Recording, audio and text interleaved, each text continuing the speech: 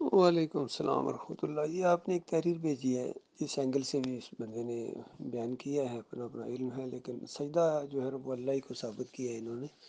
یہ بالکل صحیح ہے، سجدہ شکر تھا جو اللہ تعالیٰ کو ہوا پورا خاندان۔ دیکھیے بھائیو، بڑی سادہ سی بات ہے، قرآن کا فہم بڑا سادہ ہے، کیونکہ اللہ سے زیادہ انسانوں کا کوئی خیر خواہ نہیں ہے۔ اس میں دیکھیں، جب یوسف علیہ السلام بچے ہیں، انہوں نے خواب دیکھا اور اپنے والد صاحب جو وقت کے نبی ہیں اور بہت ہی جلیل القدر نبی ہیں، بہت مقام ہے ان کا انبیاء میں بھی، چونکہ بعض کو بعض پر اللہ نے فضیلت دی ہے، اور یہ خاندان یہ تو ایسی لڑی ہے کہ بہت ہی مجاہد خاندان اور بہت ہی چنا ہوا خاندان ہے۔ ابراہیم علیہ السلام، ان کے بیٹے اسماعیل علیہ السلام، اسحاق علیہ السلام، پھر اسحاق علیہ السلام کے آگے بیٹے یعقوب علیہ السلام، پھر یعقوب علیہ السلام کے آگے بیٹے یوسف علیہ السلام۔ یہ بہت ہی مجاہد خاندان ہے، اور اللہ تعالیٰ نے بڑی رحمتیں اور برکتیں کی ہیں اس خاندان کے اوپر۔ تو یعقوب علیہ السلام نے خواب سنتے ہی پورا یعنی ایک نقشہ سامنے آ گیا، اور اللہ کی وحی کی روشنی میں، چونکہ ایک بات اس میں ایسے ہے کہ وہ یعنی اپنی طرف سے بندہ نہیں، کوئی نبی نہیں کہہ سکتا کہ تجھے اللہ تعالیٰ نبی بنائے گا، یہ خالص وحی کی روشنی میں ہے۔ اور یہ ایک قابل غور بات یہاں یہ بھی ہے کہ یعقوب علیہ السلام نے کہا، بیٹے اس خواب کا ذکر بھائیوں سے نہ کرنا۔ دیکھیے یہاں اس کے بعد دو بڑی زبردست یعنی باتیں بیان ہوئی ہیں، یہ غور کرو اللہ کے بندو، سمجھ جاؤ گے۔ دیکھیے یعقوب علیہ السلام نے یہ محسوس کر لیا کہ خواب ایسا ہے کہ بھائیوں کو جیسے پتہ چلے گا نا، وہ اس کی تعبیر سمجھ جائیں گے، کیونکہ ذرا سا بھی کامن سینس رکھنے والا آدمی اس چیز کو سمجھ جاتا ہے کہ یہ کیا خواب دکھایا گیا ہے۔ تو وہ پیغمبر کے بیٹے ہیں، ٹھیک ہے، ان کے اندر ایک حسد آ گیا، ایک چیزیں آ گئی، لیکن ایمان عقیدہ ان کا بالکل درست ہے، تو اس خواب کو تو فوراً سمجھ جائیں گے کہ یہ بھائی ہمارے اوپر فضیلت لے جائے گا، یہ اس کے ایک دن جو ہے ہم اس کے ماتحت آ جائیں گے، تو یہ تو ہم اس کے انڈر ہو جائیں گے۔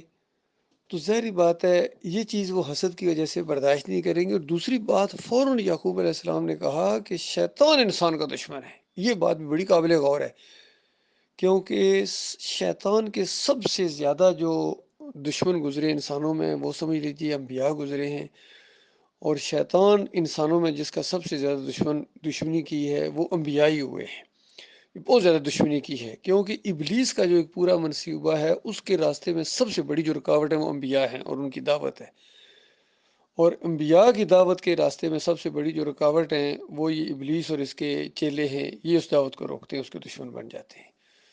تو سب سے بڑی بات انہوں نے کہی یعقوب علیہ السلام نے کہ بیٹے میرے بچے، شیطان انسان کا بڑا دشمن ہے، یہ شیطان کروا دے گا، گڑبڑ کروا دے گا، اس کا ذکر نہ کرنا۔ تو یہ معاملہ ہے، بڑی سادہ سی بات ہے، پتہ نہیں ان کی دماغ میں کیوں نہیں آتی ہے محمد حنیف کے۔ اور یہ سہیل خان کا جو کلپ آپ نے مجھے وہاں پرسنل میں لگایا ہے 6 منٹ اور 11 سیکنڈ کا، یہ سہیل خان وہ آدمی ہیں جس نے جماعت کو بہت بڑا نقصان پہنچایا، اور میرے بھائیوں میں بالکل آن ریکارڈ اس کا گواہ بھی موجود ہے، جس نے یہ بات بتائی وہاں کراچی میں کہ جب یہ جماعت اسلامی سے نکل کر ہماری جماعت کی طرف آیا تو جماعت اسلامی والوں نے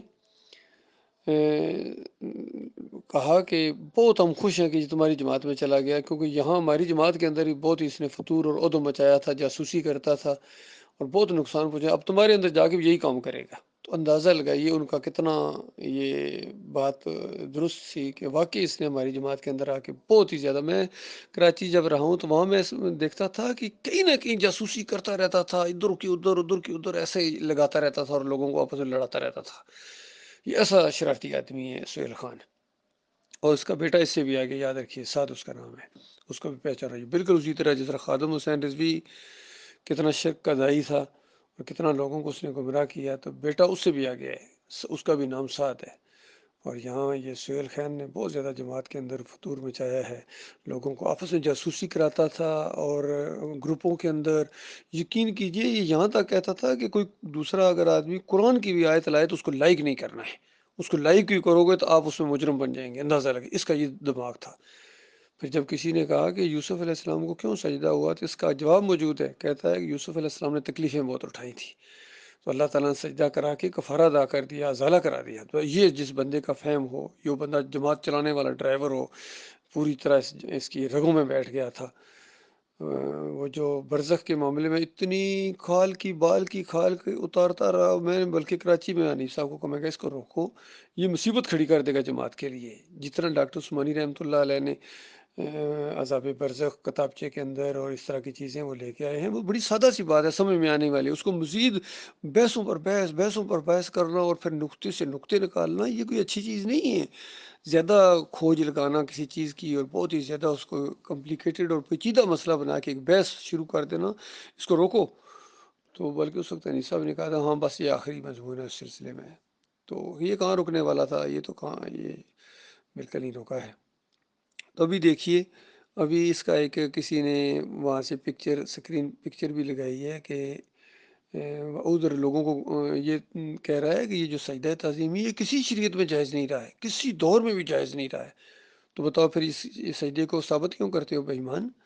ادھر کہتے ہو کسی جگہ بھی ثابت نہیں رہا ہے، کسی شریعت میں بھی۔ کچھ لوگ کہتے ہیں پچھلی شریعتوں میں جائز ہوتا تھا، یہ کہتا ہے کسی شریعت میں بھی جائز نہیں تھا۔ تو وہ یوسف علیہ السلام کی پوری شریعت ہی تو تھی نا، اس میں یہ سجدہ کہاں سے نکال کے لے آئے ہو؟ تو یہ اتنا فریب کار آدمی ہے۔ تو اللہ کے بندوں پہچانو اس کو۔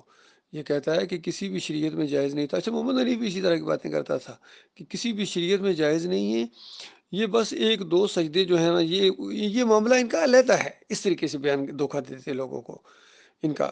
وہ بے ایمانو، یہاں سجدے کا معاملہ ہی نہیں ہے۔ یعقوب علیہ السلام نے اس کی صاف تعبیر بتا دی 6 نمبر آیت کے اندر، اور ساتھ ہی کہا کہ بھائیوں کو نہ بتانا، کیونکہ بھائی جیسا سنیں گے تو وہ اس کی یہ تعبیر سمجھ جائیں گے کہ یہ فضیلت پائے گا ہمارے اوپر، تو اس کو اللہ نبی بنائے گا اور یہ فضیلت ہوگی۔ سارا معاملہ فضیلت کا معاملہ ہے، وہاں سجدے کا مسئلہ نہیں کہ ایک دن ہم اس کو سجدہ کریں گے۔ وہاں خواب دیکھا ہے، سورج چاند ستارے نیچے سجدہ کرنے کو نہیں آئے تھے، یہ اس خواب دیکھنے والے کے خیالات ہوتے ہیں۔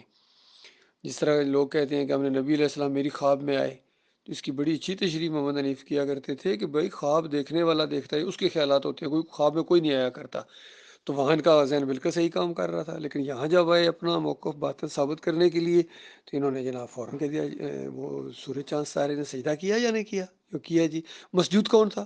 وہ یہ خواب ہے، سجدہ کرنے نیچے کو نہیں آئے تھے۔ تو لیکن ان کی مت ماری گئی ہے۔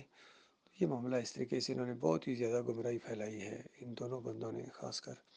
جتنے بھی یہ گٹھا ہو گیا تھا، گروپ بن گیا تھا جماعت کے اندر، ڈاکٹر صاحب سے یہ بغض رکھتے تھے، کہیں نہ کہیں یقین کے موقع پا کہ کوئی نہ کوئی چیز ایسی یہ بیان کر دیتے تھے جس سے عام لوگوں کو نہیں سمجھ آتی تھی۔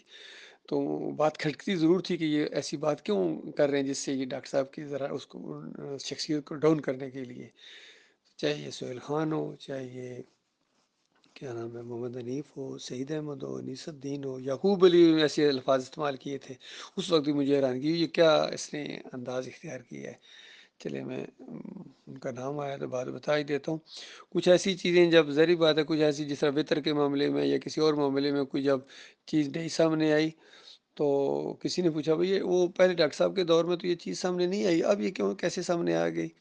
تو انہوں نے آگے سے بڑے متکبرانہ انداز میں کہا کہ ڈاکٹر صاحب کی جو شورا تھی اس میں یہ لوگ تھے، محمد حنیف اور محمد اقبال جیسے لوگ تھے، یا اعظم صاحب جیسے لوگ تھے، اور محمد حنیف کی شورا میں میرے جیسے لوگ ہیں۔ اس طرح سے متکبرانہ انداز سے یہ بات کہی تھی، یعنی میری وجہ سے یہ چیز سے ایک اور سامنے آ گئی ہے۔ تو یہ اس طرح کا اس کا انداز تھا۔ بلکہ جب بھی ڈاکٹر صاحب وہاں کھوکھرا پار جاتے تھے تو یہ بالکل غیر ضروری قسم کی لازمی کوئی نہ کوئی سوال کرتا تھا۔ تو ایک دفعہ جب اس نے سوال نہیں کیا تو ڈاکٹر صاحب کو کہنا پڑا کہ آج آپ کا سوال کوئی نہیں ہے۔ تو ڈاکٹر صاحب بڑے تیز تھے، اللہ نے ان کو بہت ہی زیادہ فہم و فراست دیا تھا، وہ پہچان جاتے تھے بندے کو۔ تو یہ معاملہ ہے بھائی، یہ سارا اس طریقے سے یہ انہوں نے جماعت کے اندر افراتفری مچائی ہے، سہیل خان نے، منور سلطان نے، اور انیس الدین نے، فیاض محمود باجوہ نے، بدر صاحب نے بھی ان باغیوں کا ساتھ دیا تھا۔ تھوڑا سا وہ صبر کرتے، جماعت میں مضبوط رہتے تو کافی معاملہ درست رہتا، لیکن بدر صاحب نے اپنی انا کا مسئلہ بنا لیا تھا، تو منع بھی کیا تھا ان کو، نہ جماعت کو نہ چھوڑو۔ کچھ تھوڑے بہت تیار بھی ہوئے تھے، لیکن پھر انہی کے ساتھ مل گئے، یہ معاملہ ہوا تھا۔ اور پھر اللہ نے ان کو موقع دیا، اگر امارت ان کے پاس آئی، ان کو امیر بنایا گیا تو کم اس کو صحیح لے کے چلتے، اس کو پھر گڑبڑ کر کے انہوں نے اٹھا کے پیچھے کر دیا۔ انہوں نے خود ہی کہتے ہیں بھائی، انہوں نے اب ٹھیک ہے تم سنبھالو۔ تو اس کے بعد سرفراز کی تو پانچوں گھی میں آ گئیں، سر کڑھائی میں آ گیا، سارا سسٹم اس نے اپنے ہاتھ میں لے لیا۔ پھر آگے ٹکڑے در ٹکڑے ہو گئے، اختر بیگ صاحب جیسے آدمی آگے میدان میں، اور دائیو اور یہ سارا انہوں نے ڈرامہ کیا۔ بہرحال یہ بہت بڑے مجرم لوگ ہیں۔ دو گروپس کے اندر تو شرک آ گیا ہے، سجدہ تعظیمی کا شرک، یہ رفاع عام کا گروپ محمد حنیف والا، اب اس کی عمر عبداللہ درانی بنے ہیں اور دعائیں مانگتے ہیں اللہ سے، یا اللہ محمد حنیف کے نقش قدم پر چلا، تو بتاؤ ایسے لوگوں کو اللہ ہدایت کیسے دے۔ تو دوسرا گروپ لنڈی والا ہے، وہ بھی عقیدے کی خرابی میں ہے، اور یہ جو تین دوسرے گروپ ہیں ان کی حیثیت باغیوں کی سی ہے، اور یہ ٹیڑھے ہیں، یہ تینوں ٹیڑھے ہیں، اس طرح مخلص نہیں ہے جس طرح ایک دائی کو مخلص ہونا چاہیے۔